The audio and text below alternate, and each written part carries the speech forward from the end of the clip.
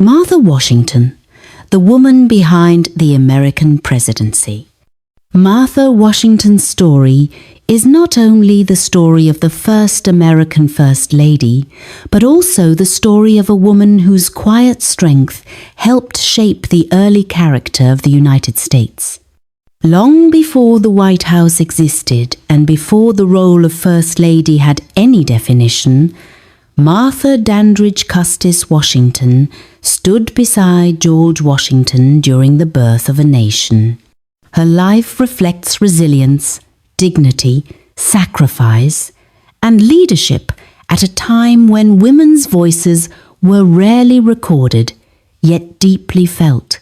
Early life in colonial Virginia. Martha Dandridge was born on the 2nd of June, 1731, in New Kent County, Virginia, into a comfortable planter family. Her father, John Dandridge, was a respected landowner and local official, while her mother, Frances Jones Dandridge, ensured that Martha received the kind of upbringing expected of a young woman of status in colonial America. Martha grew up in a world shaped by tobacco plantations, Anglican traditions, and strict social expectations. Although formal education for women was limited, Martha learned to read, write, manage household accounts, and oversee domestic affairs skills that would later define her role as a plantation mistress and national hostess. From an early age, she showed a calm temperament, social grace, and a strong sense of responsibility, qualities that would later make her indispensable to her husband and her country. Marriage to Daniel Parker Custis. At the age of 18, Martha married Daniel Parker Custis, one of the wealthiest men in Virginia. Custis was nearly 20 years older than Martha and owned thousands of acres of land and hundreds of enslaved people. Their marriage placed Martha at the center of elite colonial society and introduced her to the responsibilities of managing a vast estate. The couple had 4 children, though only 2 survived into adulthood, John Jackie Parke Custis and Martha Patsy Parke Custis. Martha's years as Mrs. Custis were marked by both privilege and heartbreak, especially the loss of 2 young children to illness. These personal tragedies deeply shaped her character, strengthening her emotional endurance and deepening her compassion. In 1757, Daniel Parker Custis died suddenly, leaving Martha a wealthy widow at just 26 years old. As one of the richest widows in Virginia, she assumed legal control over her late husband's estate, an unusual responsibility for a woman of that era. Her successful management of the Custis properties demonstrated her intelligence, discipline, and leadership. Meeting George Washington. Martha Custis met George Washington in 1758. At the time, Washington was a young but ambitious Virginia officer and landowner, known for his service during the French and Indian War. The two were drawn together by shared values, social standing, and mutual respect. Their courtship was relatively brief, and they married on the 6th of January, 1759. Martha brought considerable wealth and social influence into the marriage, while George brought ambition, honor, and a rising public profile. Together, they formed a powerful partnership that would become central to American history. Martha moved to Mount Vernon, Washington's estate along the Potomac River, where she quickly established herself as an efficient and gracious mistress of the household. Life at Mount Vernon.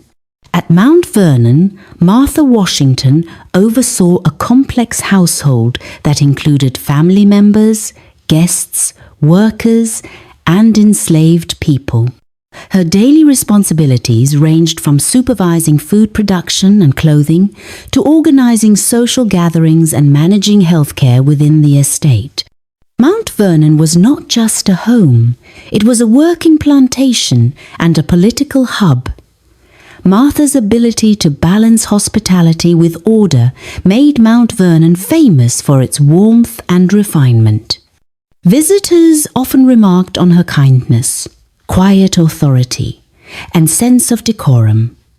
She supported her husband's growing political career by creating an environment where alliances were strengthened and respect was earned. The Revolutionary War years.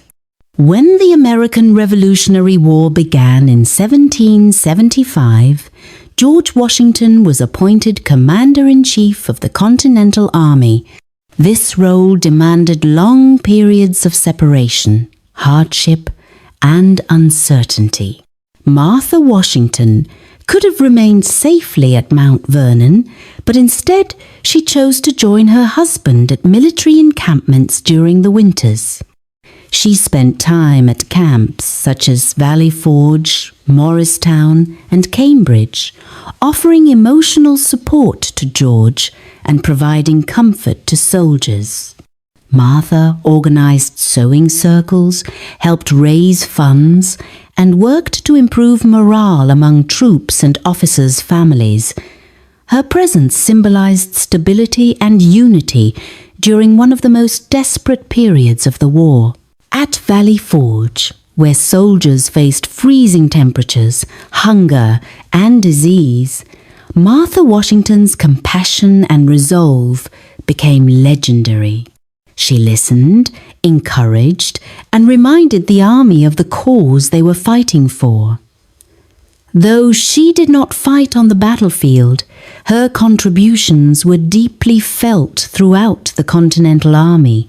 The end of war and return to civil life. With the war's end in 1783, the Washingtons returned to Mount Vernon, hoping for a peaceful retirement. George resigned his military commission, a powerful gesture that reinforced the new nation's commitment to civilian rule. Martha welcomed the return to domestic life, though their home quickly became a destination for admirers, officials, and foreign visitors. Despite her desire for privacy, Martha accepted her public role with grace. She understood that her husband's reputation belonged to the nation and that their personal lives were inseparable from public expectations.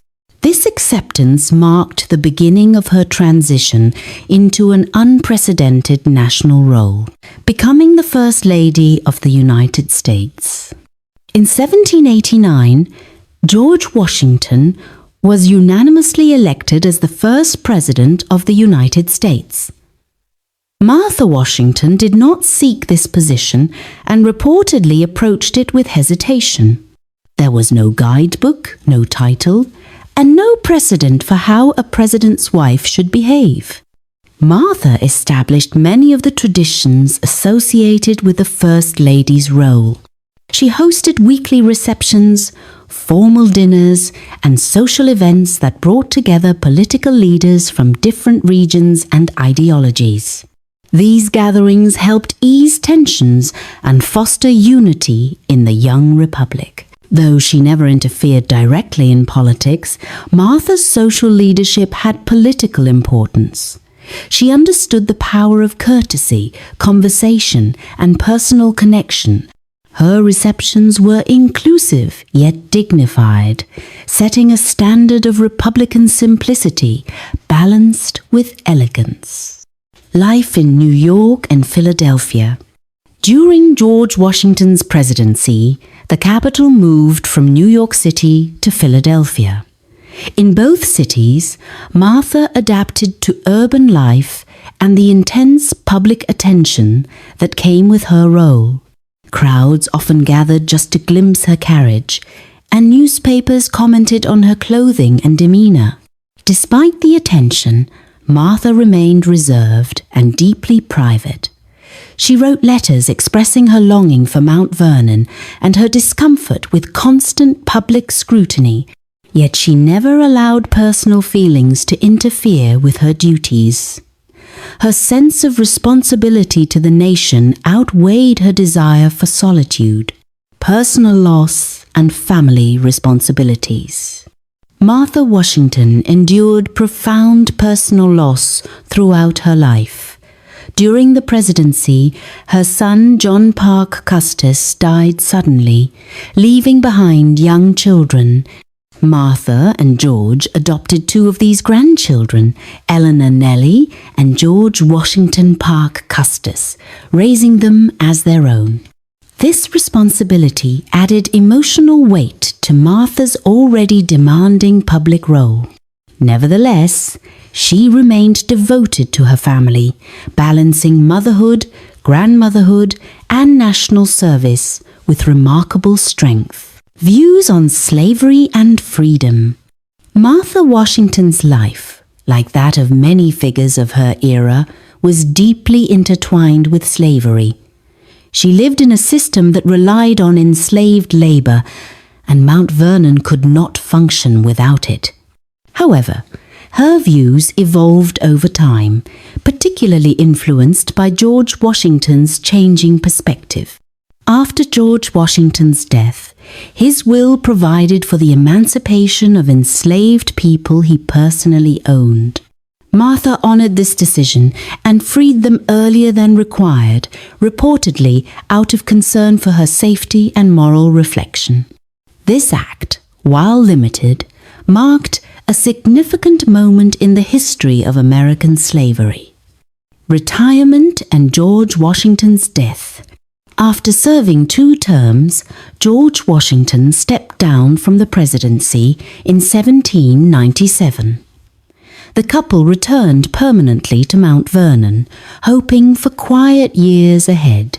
Martha finally enjoyed a measure of peace, though their home continued to receive visitors. In December 1799, George Washington fell ill and died after a brief but severe sickness. Martha was devastated by the loss of her husband of 40 years. Her grief was profound, and she withdrew from public life almost entirely. She moved to a smaller room at Mount Vernon and spent much of her remaining time in reflection. Final years and death. Martha Washington lived just over 2 years after her husband's death. On the 22nd of May, 1802, she died at the age of 70. She was buried beside George Washington at Mount Vernon, as she had wished. In her final years, Martha destroyed many of her personal letters, likely to preserve privacy. While this act limited historians' understanding of her inner thoughts, it also reflected her lifelong preference for dignity and discretion. Legacy of Martha Washington. Martha Washington's legacy extends far beyond her title as the First Lady. She defined a role that would be shaped by generations of women after her. Her example demonstrated that leadership does not always require public speeches or political power. Sometimes it is expressed through steadiness, compassion, and moral strength. She represented the ideal of Republican womanhood in the early United States, supportive yet influential, private yet essential.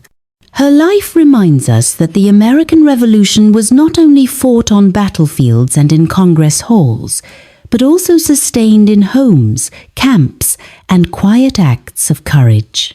For YouTube audiences today, Martha Washington's story offers a powerful reminder that history is shaped not only by those who lead from the front, but also by those who stand firmly beside them. Her journey from a Virginia plantation to the heart of a new nation is a story of resilience, duty, and enduring influence. Martha Washington did not seek fame, power, or recognition. Yet, She became one of the most important women in American history. As the first American First Lady, she set standards of dignity, hospitality, and service that continue to define the role today. Her life story is not just a chapter in history, it is a foundation upon which the identity of American leadership was built.